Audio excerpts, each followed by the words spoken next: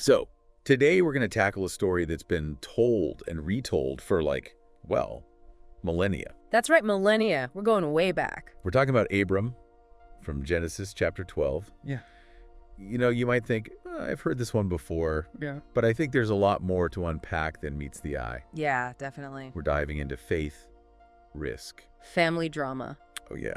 Deception. A little bit of creative problem solving, maybe. Yeah, a little bit. Just a little. But what I think makes this story so fascinating is that, it's not just a straightforward, okay, God said this, I'm going to do it. It really grapples with the complexities of human faith, Those moments when our trust is tested and we're like, I don't know about this. Should I take matters into my own hands? Right. It gets real. Yeah, it does. Okay, so first, a super quick refresher.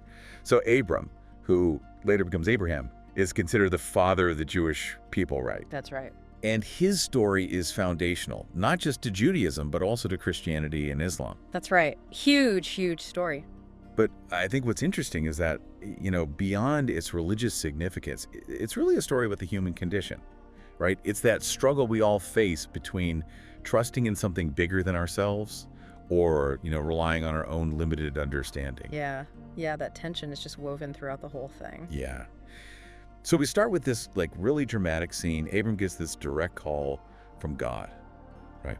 God tells him to leave his homeland. Everything he knows. Journey to a new land that God will show him.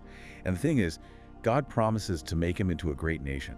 Bless him abundantly, make his name great. It's a huge deal. Talking a life-altering proposition, right? I mean, can you imagine?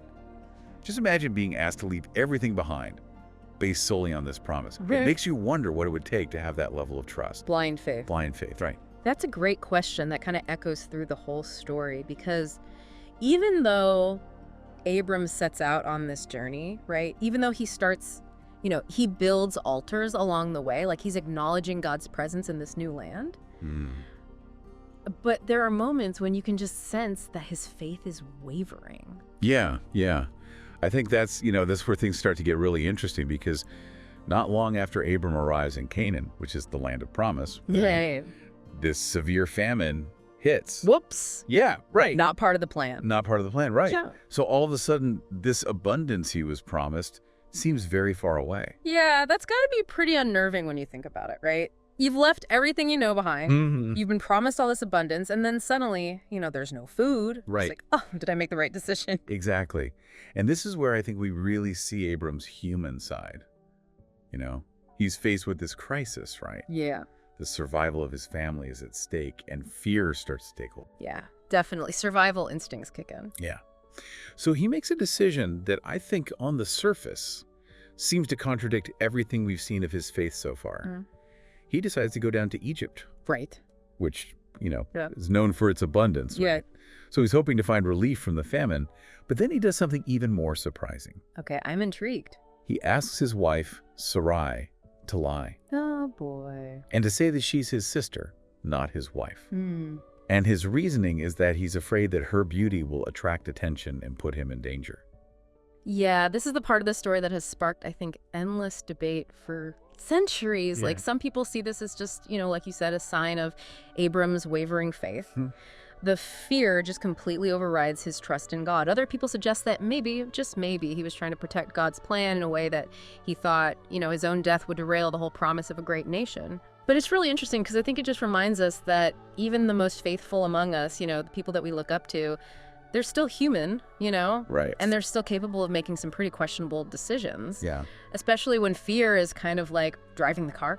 Oh, absolutely. And I think, as you might guess, this plan backfires. Yep.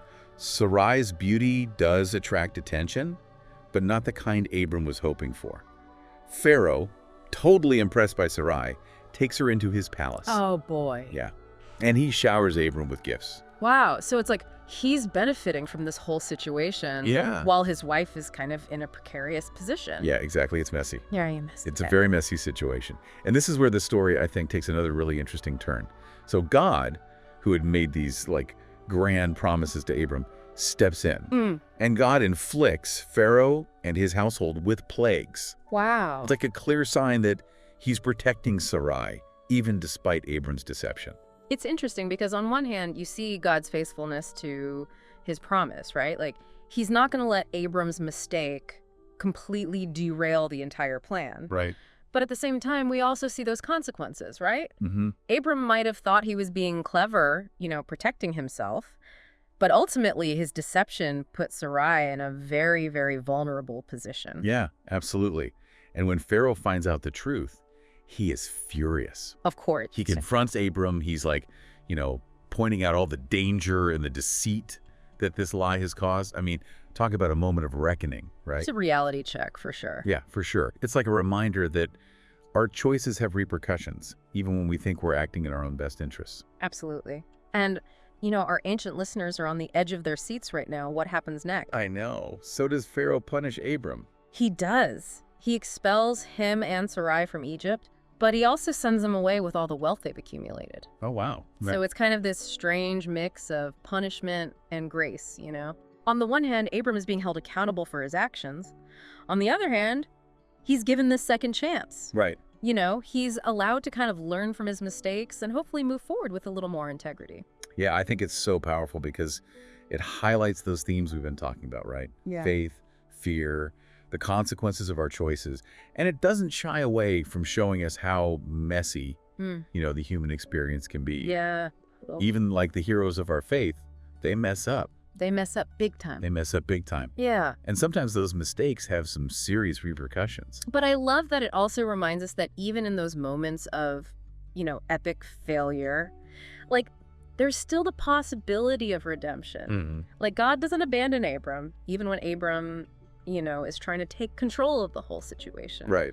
And I think ultimately that's what drives the story forward, It's God's faithfulness, not Abram's perfection. I love that. That's a great point to end on.